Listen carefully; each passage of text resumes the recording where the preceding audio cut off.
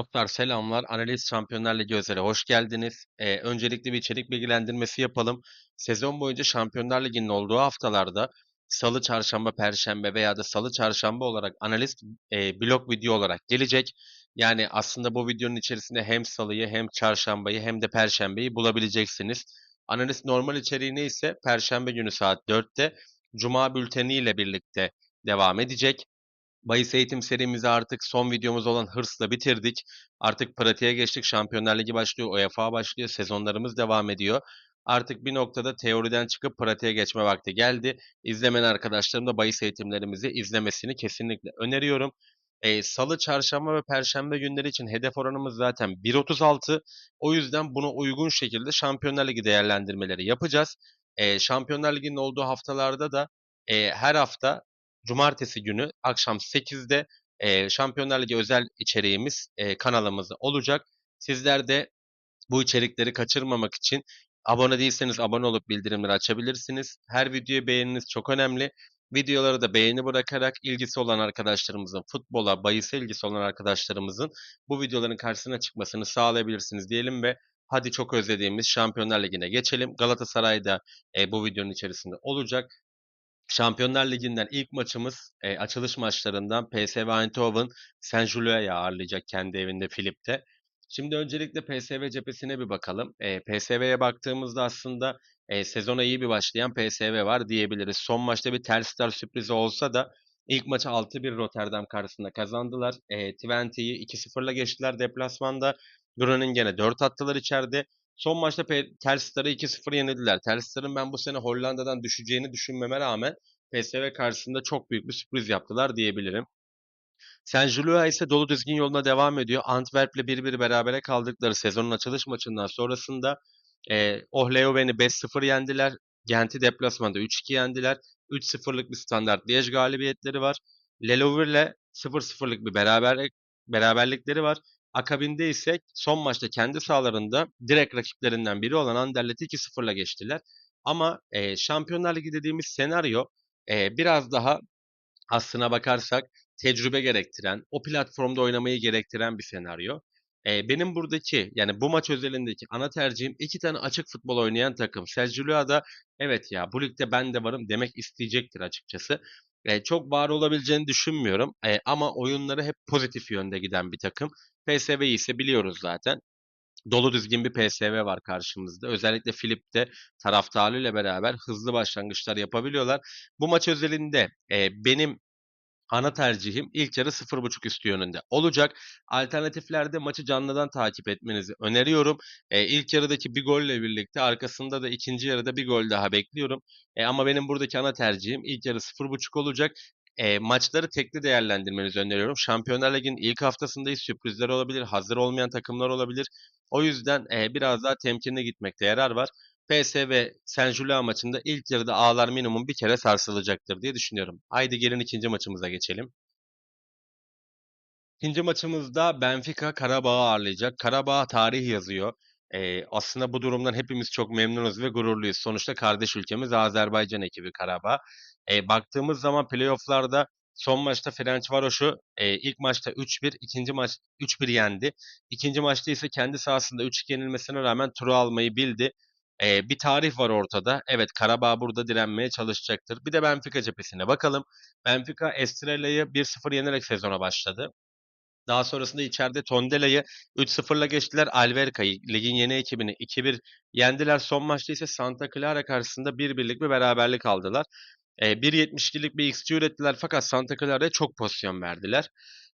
Karabağ cephesinde ise Karabağ zaten Azerbaycan misli Premier Ligi'nin üst segment takımı diyebiliriz. Yani burada bazen Araz Nahçıvan'ın sürprizleri olabiliyor ama Karabağ bu ligin ağır abisi. Şimdi Şampiyonlar Ligi'ne Benfica Real Madrid'den sonrasında en fazla katılan takım ve Şampiyonlar Ligi'nde bambaşka bir Benfica izliyoruz. Geçen yılki Barcelona maçlarını hatırlayın. Yani Şampiyonlar Ligi dediğimiz zaman Benfica orada biraz daha winner'lık yapmaya çalışıyor, yapabiliyor. Bazı maçlar saçmalasa da yapabiliyor diye düşünüyorum. Benim buradaki ana tercihim her ne kadar dilim varmasa da Benfica'nın Karabağ'ı yeneceği yönünde olacak. Daluz'da oynamak biraz zor. Karabağ'ın bu platformlar için biraz daha tecrübeye ihtiyacı var. O yüzden buradaki ana ve net tercihimiz Benfica'nın maçı kazanacağı yönünde olacaktır. Üçüncü maçımıza geçmeden öncesinde videoyu buraya kadar izlediğiniz için teşekkürler. Bir beğeni bırakmadıysanız beğeni bırakmanızı rica edeceğim. Kanala abone değilseniz abone olursanız da bu içerikleri kaçırmamış olursunuz diyelim ve haydi gelin Arda Güler'le Real Madrid'e geçelim. Real Madrid Xabi Alonso yönetiminde sezonu 3'te 3 ile başladı. Osasuna'yı 1-0 yendikten sonrasında Oviedo deplasmanında ligin yeni ekibi Oviedo deplasmanında 3-0'lık bir galibiyet aldı. Mallorca'yı iç sahada ise 2-1 ile geçmeyi başardı. Baktığımız zaman Arda'yı Xabi Alonso aslında kendi oyununu empoze etti diyebiliriz. Artık ilk 11 başlıyor. O yüzden seyir zevki bizim için güzel bir maç olacak. De Zerbi'nin Marsilya'sı ise çok dalgalı bir oyun çıkartıyor. Son maç yani Lorient maçını değerlendirmiştik Marsilya'nın 1 ve 1.5 üstünü 4-0 sonuçlandı. Oradan da kazandık. Baktığımız zaman Rennes 1-0 mağlup olduktan sonra kendi evlerinde Paris FC'yi 5-2 ile geçtiler. Lyon deplasmanında tekrardan 1-0'lık bir mağlubiyet var. Son maçta ise dediğim gibi Lorient'i 4-0 ile geçtiler. Şimdi De Zerbi biraz kurt bir hoca. Tabii ki Real Madrid'e göre bir planı vardır ama Real Madrid Şampiyonlar Ligi Real Madrid'in arka bahçesi zaten. Ne kadar kötü olurlarsa olsun, ne kadar zor sezonlar geçirirlerse geçirsinler, Şampiyonlar Ligi'de bambaşka bir Real Madrid var. Baktığımız zaman Bernabeu'nun da atmosferi Marsilya'nın genç oyuncuları için zor bir atmosfer olabilir. Marsilya biraz daha buralarda oynaması gerektiğini düşünüyorum ben. Özellikle orada Paris Saint-Germain'in gölgesinde kalan bir Marsilya var. Eski günlerinden biraz daha uzak diyebiliriz. Yapmış olduğu transferler de aslında çok iç açıcı değil. Özellikle hücum hattında bu sene katılan Aubameyang var. Biraz orayı hareketlendirdi. Greenwood tekrardan futbolcu olduğunu aslında Marsilya'da hatırladı ama ben bunların hiçbirinin Real Madrid'e yeteceğini düşünmüyorum. Güçlü Real Madrid Bernabeu'da kendi liginde, kendi sahasında alışkın olduğu Şampiyonlar Ligi'nde maçı kazanmayı bilecektir. Buradaki ana tercihim Real Madrid'in maçı kazanacağı yönünde olacak. Gelelim Şampiyonlar Ligi'nde 17 Eylül Çarşamba bültenine. Çarşamba gününden de 3 tane maçımız var. İlk maçımız Slavia Prag Bodo Glimt'i ağırlayacak. Bodo son maçında onu da ilk yarısını değerlendirmiştik. 7-1 gibi bir galibiyet aldı Kristiansund karşısında. Slavia Prag cephesine bir bakalım. Slavia Prag şu anda sezona 5 galibiyet, 2 beraberlikle başladı. Son maçında Mileda Boleslav'ı 3-1 ile geçti. Ondan önceki maçta da Pardubice'yi 3-1 ile geçmeyi başardı. Ama Çek Ligi aslına bakarsak çok böyle bir Şampiyonlar Ligi için referans noktası değil. Çünkü orada Slavia Prag, Sparta Prag ve Viktoria Pilsen arasında geçen bir yarış var. Son dönemde Pilsen de geriye düştü. Aslında iki tane Prag temsilcisinin arasında geçen bir lig gibi düşünebiliriz. Bodo Glimt'te ise işler çok iyi gidiyor. Baktığımız zaman hücum hattında çok keskin bir oyunları var Bodo'nun. Özellikle Hawk, Saltnes gibi oyuncularıyla sonuca gitmeyi biliyorlar. Buradaki benim aslında ana tercihim geçen yıl da Bodo Glimt bir sürpriz yapmıştı Avrupa'da. O yüzden Avrupa'da artık oynama tecrübesini, oynama alışkanlıklarını arttıran bir Bodo Glimt var Norveç temsilcisi. Slavia Prag cephesine baktığımızda ise Slavia Prag da buraları oynuyor. Yani UEFA'yı yani Avrupa Ligi'ni veya Konferans Ligi'ni oynuyor ama Şampiyonlar Ligi bambaşka bir senaryo. O yüzden benim buradaki ana tercihim Norveç temsilcisinin oynama alışkanlıklarıyla şu anki form durumuyla birlikte bu maçtan yenilmeyeceği olacak. Yani benim buradaki ana tercihim Bodo Glimt'in yenilmeyeceği. Yani 0-2 çifte şans bu maç için en makul tercih görünüyor. Golüne gitmem, altına üstüne gitmem. Ben burada Bodo'nun bir puan alacağını düşünüyorum ve bence günün temiz tercihlerinden biri olacaktır. Perşembe gününden ikinci maçımız Bayern Münih Chelsea'yi ağırlayacak. Aslında tam bir Şampiyonlar Ligi maçı. İsim olarak baktığımızda çok keyifli bir maç bizi bekliyor. Bayern Münih cephesinden oyunu okuduğumuzda Leipzig'i 6-0 yenerek sezona bomba gibi bir giriş yaptılar. Son maçta ise Augsburg'u 3-2 ile geçtiler. Biraz zorlandılar Augsburg deplasmanında ama gene de iyi oyuncularıyla kazanmayı bildiler. Özellikle kaçırdıkları çok gol var. Yani bunları atması gereken bir Bayern Münih olması gerekiyor. Yani 3 gol attılar ama gol beklentisi 4-24, 6 tane net pozisyon kaçırdılar. Biraz lakayt bir Bayern Münih işleri neredeyse zora sokacaktı diyebiliriz. Chelsea cephesine baktığımızda ise sezonu Crystal Palace'la 0-0 berabere bitirerek başladı. Daha sonrasında West Ham deplasmanında aslında o içindeki patlamayı yapan bir Chelsea var. 5-1 ile geçtiler West Ham'ı. Son maçta ise Fulham'ı 2-0 gibi net bir skorla yenmeyi başardılar diyelim. Baktığımızda iki tane formda takım, iki tane oyunu oynamayı seven, futbolu oynamayı seven, oynatmayı seven iki takımın mücadelesi diyebiliriz. Benim buradaki ana tercihim maçın 2,5 üstüne sürükleneceği yönünde olacak. Bankocular için ilk yarı 0,5 üstü gün oranımız için kıymetlidir. Yani buradaki aslında benim ana tercihim ilk yarı 0,5 üstü ama biraz daha oran isteyenler için ise 2,5 üstünü ideal görüyorum. Karşılıklı gol var ve 2,5 üstü önermiyorum. Çünkü maçın Bayern Münih tarafına 3-0'ı var. Yani Chelsea'nin kilitlendiği bir durumda Bayern Münih atmaya başlarsa Alman disiplini durmuyorlar açıkçası.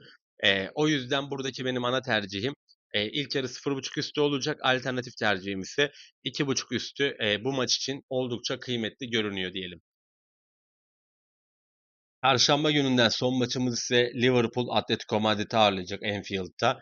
Dolu düzgün bir Liverpool var. Yani bence şu anda dünyadaki en iyi kadro Liverpool'da diye görüyorum ben. Benim oyun bakış açıma, futbol bakış açıma göre.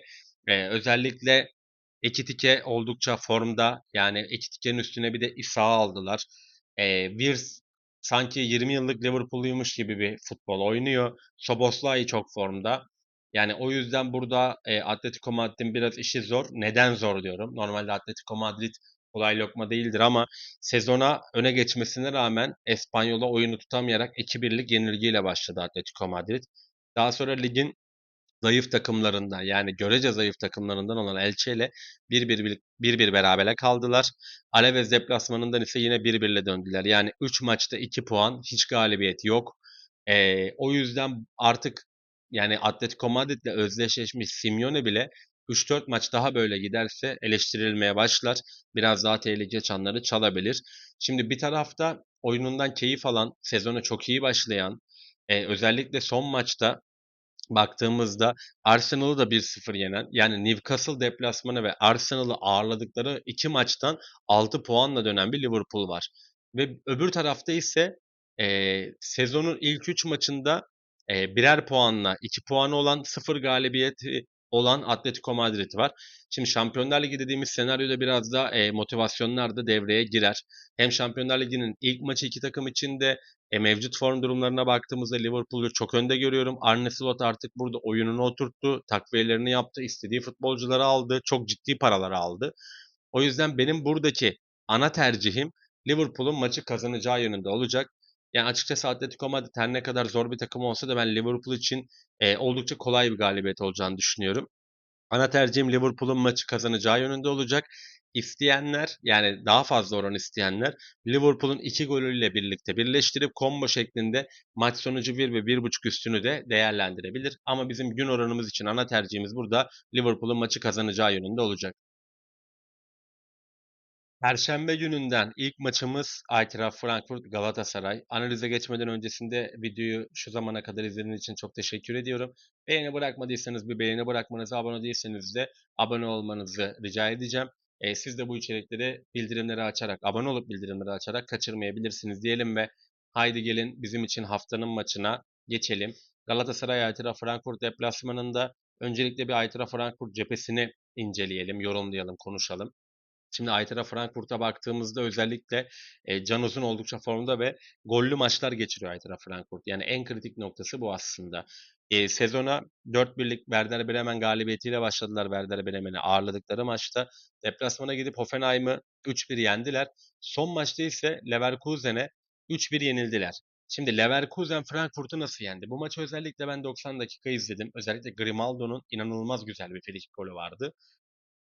Eintracht Frankfurt'u oyunu geride kabul ederek yani kendi sahanızda kabul ederek ve topu Eintracht Frankfurt'a vererek yenmeniz çok zor bir ihtimal. Leverkusen ne yaptı peki? Leverkusen şöyle başladı. Özellikle önde Teja, Tillman, orta sahada Palacios, Andrich'le beraber ön alan baskısıyla Frankfurt'un savunmacılarının topu oyuna sokmasını engelledi. Burada savunmadaki kaptan Koh'un ayağı iyi ama Collins'in ayağı oldukça kötü. Yani sağ stoperin ayağı oldukça kötü. Bunu illaki zaten Okan Buruk ve teknik ekip de analiz etmiştir. Sol bekteki Arthur Theaton ise defansı biraz zayıf. Yani önde oynamayı seven bir bek aslında. Oradan da boşluklar bulabiliriz. Can Uzun çok formda milli futbolcumuz. Her ne kadar milli takımda süre bulamasa da şu anda oldukça formda. Onların hücum hattına baktığımızda ise hızlı bir hücum hattı var. Bahoya, Can Uzun ve Ritsu Doğan. Özellikle kanatları çok hızlı Bahoya ve Ritsu Doğan. Forvet'te ise Jeremy Burkhardt var. E, Buradan aslında Ekitike gittikten sonrasında Mainz'dan transferi Burkhardt. Mainz'da 30 maçta 19 golle geçen sezonu geçirmişti. O yüzden burada biraz daha önde baskı yapmamız gerektiğini düşünüyorum ben. Frankfurt cephesindeki yorumlarım ve analizim bu yönde. Bizim tarafımıza geldiğimizde Galatasaray sezona dolu dizgin başladı. 3-0 Antep, 3-0 Karagümrük maçlarından sonra deplasmanda Kayseri'yi 4-0 yendi ve içeride Rize'yi 3-1 yendi. Ama Şampiyonlar Ligi için kurulmuş bir kadro var ortada. Yani siz Osimhen'leri, Sané'leri, İlkay'ları Türkiye Ligi için almazsınız zaten. O yüzden buradaki asıl kıstas yani bu kadronun evet ya bu kadro başarılı bir kadronun asıl kıstası aslında Şampiyonlar Ligi olacak. Şampiyonlar Ligi'nde Liverpool'lar var, City'ler var oynayacağımız takımlar arasında.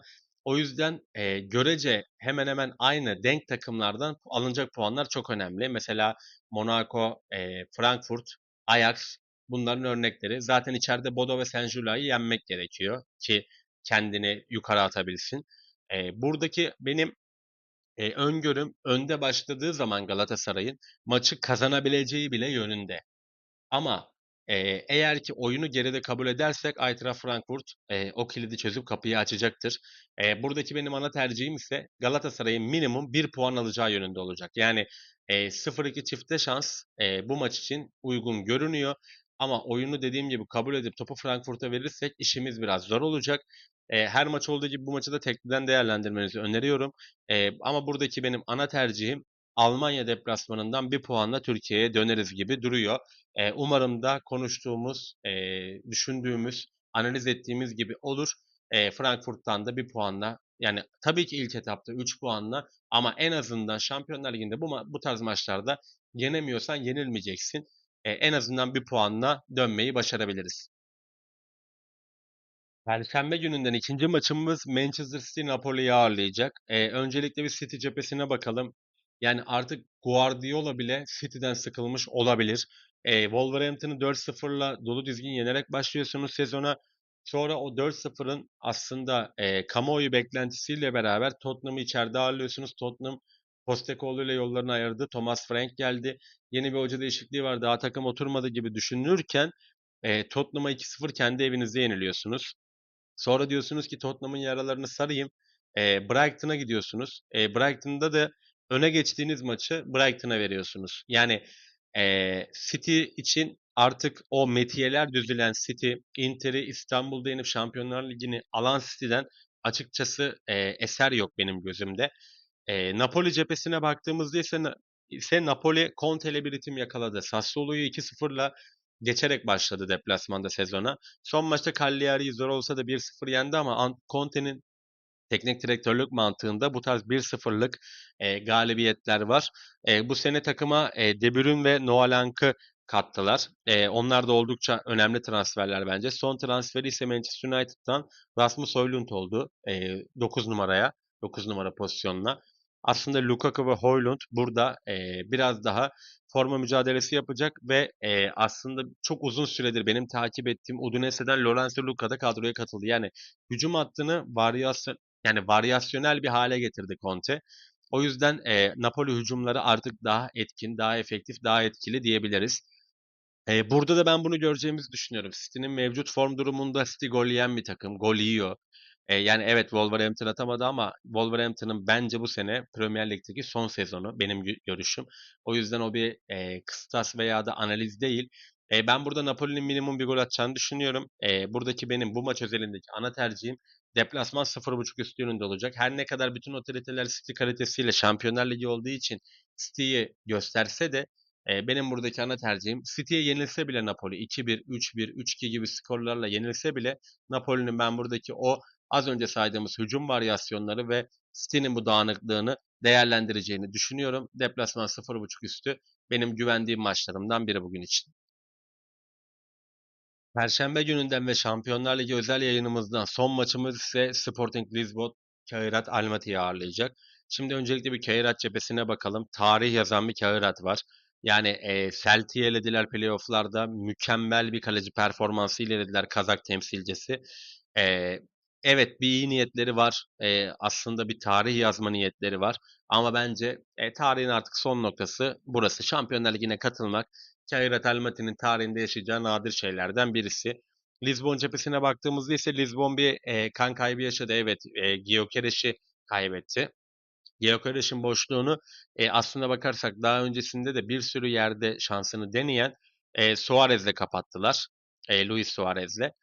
Son takımında Almeyra'da Luis Suarez 43 maçta 31 gol attı. Formda geldi buraya ve aslında Lizbon kariyerinde formda başladı. 5 maçın 4'ünde ilk 11 olarak oyuna başladı. 2 gol 2 asisti var. O yüzden Portekiz Ligi için evet Gyökeres'in kaybı Suarez'le kapatabilir. E, Trincao çok formda. Trincao da sezonu çok güzel başladı. 5 maçta 3 golü bir asisti var. Yani hücum hattı yine de Gyökeres'i kaybetse de Pedro Gonçalves, Trincao, Luis Suarez gibi oyuncularıyla efektif bir hücum hattı var. Orta sahası da artık oturmuş bir takım. Özellikle Danimarkalı Hulmand ve Morita ile beraber artık orada bir tandemi var diyebiliriz. Benim buradaki ana tercihim, net tercihim, Cairata Sporting Lisbon'un kendi evinde 2 gol atacağı yönünde minimum. Yani 1.5 üstünde bir günün ideali. Canlıdan takip edip ilk yarıda dakika 10-15'e kadar bir gol falan olmazsa ilk yarı Lizbon'un golünü de değerlendirebilirsiniz.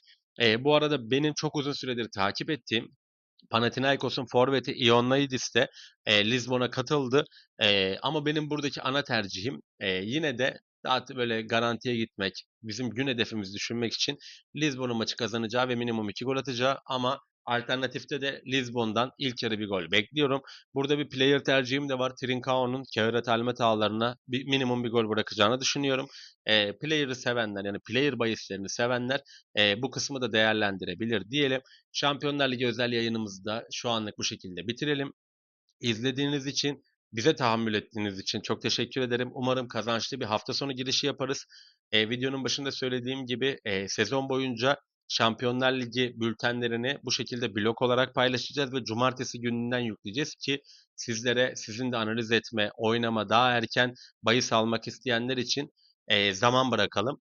Bu içerikleri kaçırmamak için abone değilseniz abone olup bildirimleri açabilirsiniz. Videolara beğeniniz bizim için önemli. E, Daha doğrusu bana maddi bir getirisi yok. Fakat bahisle ilgilenen, futbolu seven, sadece bahis konuşmuyoruz sonuçta. Takımları da enine boyuna konuşuyoruz. Futbolu seven, bahis oynamayı seven kişilerin de bu içeriklerin karşısına çıkması için sizlerin desteğine ihtiyacımız var. Bir beğeni bırakırsanız da bizleri çok mutlu etmiş olursunuz. Bütün maçlara dair yorumlarınızı da yorumlar kısmında bekliyorum. Orada da fikir alışverişi yapalım. En azından belki de farklı bir bakış açısıyla beraber orada da yorumlaşıp birlikte yol aldığımızı tekrardan tescillemiş oluruz diyelim. Herkese çok güzel bir Şampiyonlar Ligi sezonu, temsilcilerimize de Avrupa'da oynayan bütün temsilcilerimize de başarılar dileyelim.